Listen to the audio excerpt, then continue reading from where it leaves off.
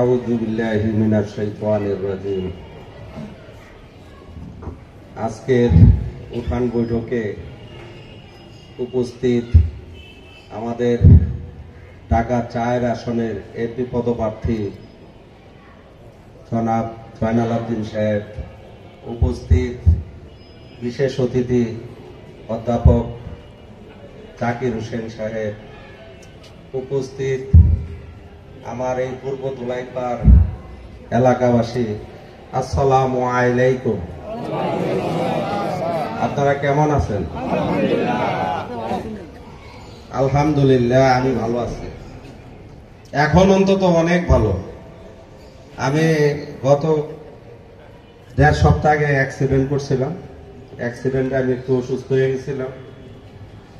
তারপরে এই অসুস্থ শরীর নিয়ে আমি একটু আমার ব্যবসায়িক কাজে খুব দৌড়াদৌড়ির কারণে আমার ঠান্ডা, সর্দি, জ্বর, কিন্তু আলহামদুলিল্লাহ আমি এই মিটিং এ আসার পরে সুস্থ হয়ে গেছি। অনেকেই হয়তো আমার এলাকাবাসী আমাকে এই মঞ্চে দেখে অবাক হয়ে গেছে যে উনি এই মঞ্চে কেন। আমি এই মঞ্চে আসার পিছনে অনেক কারণ আছে।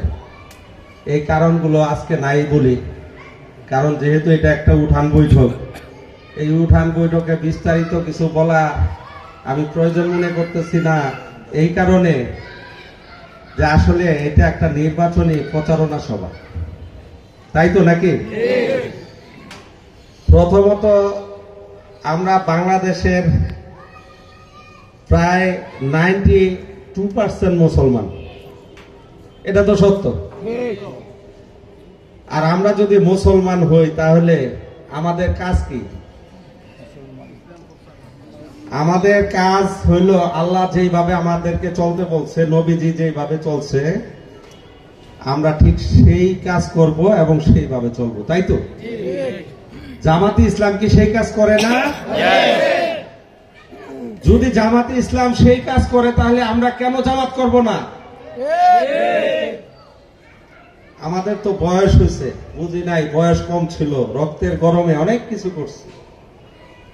এখন কিন্তু আমরা বুঝতে শিখতেছি কোনটা ভালো কোনটা মন্দ। জামাতে ইসলামের কাছে নারীরা নিরাপদ, জামাতের ইসলামের কাছে যুবকরা নিরাপদ। যুবক এখন কোন পথে? এখন ইসলামের পথে, জামাতের পক্ষে।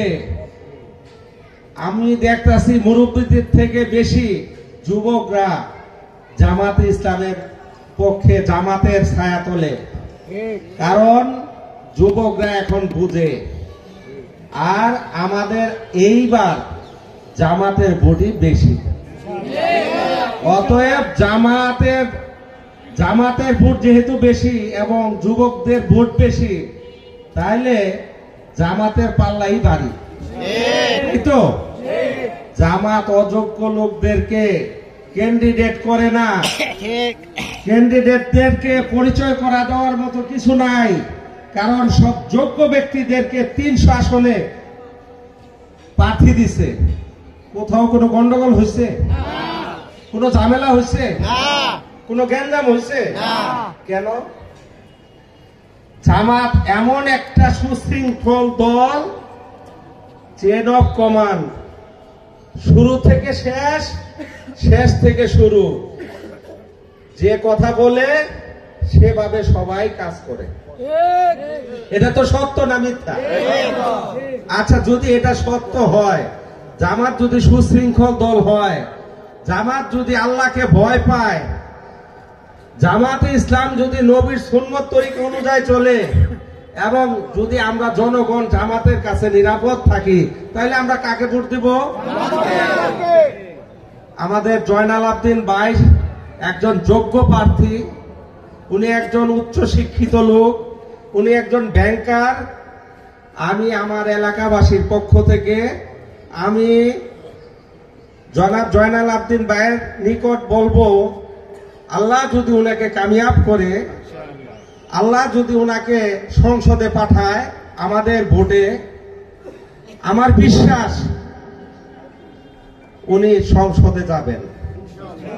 আর যদি সংসদে যায়, আমাদের পূর্ব দোলাইপাড়ের একটা সবচেয়ে বড় সমস্যা, সেটা হলো গ্যাসের সমস্যা। নতুন করে গ্যাস সংযোগগুলো দিতে পারবেন কিনা জানি না। জামাতে ইসলাম আসার পর আমাদের নতুন গ্যাস সংযোগ দিবে কিনা জানি না। তবে আমাদের যে পুরান লাইনগুলো আছে, আজকে থেকে 35-40 বছর আগের লাইন, এই লাইনগুলোর উপরে নতুন লাইন স্থাপন করবে, এই ঘোষণা উনি করবে। আমি আশা করি এইটাই আমি এলাকাবাসীর পক্ষ থেকে ওনার কাছে আমার চাওয়া। আমি আর বক্তব্য লম্বা করব না, কারণ অনেক বক্তা আছে। যেহেতু এটা উঠান বৈঠক, সেই হিসাবে আমি আমার বক্তব্য এখানেই শেষ করছি। আমাকে সুযোগ করে দেওয়ার জন্য ধন্যবাদ, এবং আমার বক্তব্য যারা শুনছেন ধৈর্য সহকারে, আপনাদেরকেও আমি ধন্যবাদ জানাচ্ছি, কৃতজ্ঞতা জানাচ্ছি। এই বলেই আমার সংক্ষিপ্ত বক্তব্য শেষ করছি। ধন্যবাদ।